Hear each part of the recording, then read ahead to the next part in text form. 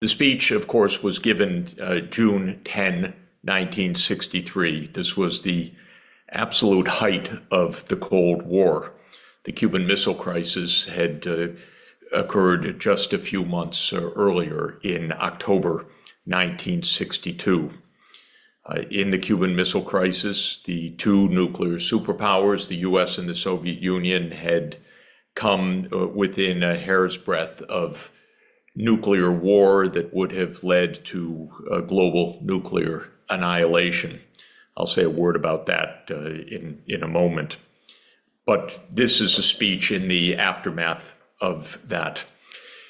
The Cuban Missile Crisis ended peacefully, essentially thanks to Kennedy and his counterpart in the Soviet Union, Nikita Khrushchev. Both of them had advisors who thought that war was inevitable in October 1962. As most of you will know, when Kennedy was presented with the pictures taken by a U-2 spy plane over Cuba showing the placement of missile sites in Cuba by the Soviet Union, Kennedy convened an executive committee, XCOM, it became famously called. And in XCOM, we have the transcripts and the tapes, actually, of the sessions. And what is startling about XCOM is that at the start, almost every single advisor of President Kennedy was in favor of a military strike in Cuba to be launched within hours or days of this finding of missile sites. The CIA said that the missiles were not yet operational. This was almost surely wrong. Most of the intelligence in detail was wrong.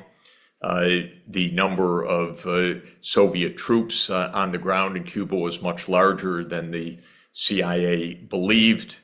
The chance that such a strike would have led to a nuclear exchange and ultimately to a full-scale nuclear war was extraordinarily high. And yet, based on wrong instincts, wrong intelligence, and a failure to understand and think through this crisis, almost all of the advisors at the beginning said that there was no option but a military option.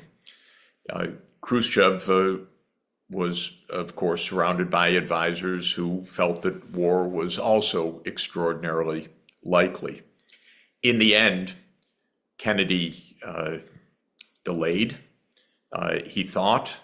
He asked himself constantly, why did the Soviets do this? What is Chairman Khrushchev thinking?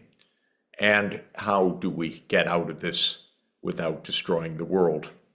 And in the end, as you know, an agreement was reached, partly public, partly secret. One part of the agreement was that the United States would never again try to invade Cuba as it had done in the Bay of Pigs invasion in the spring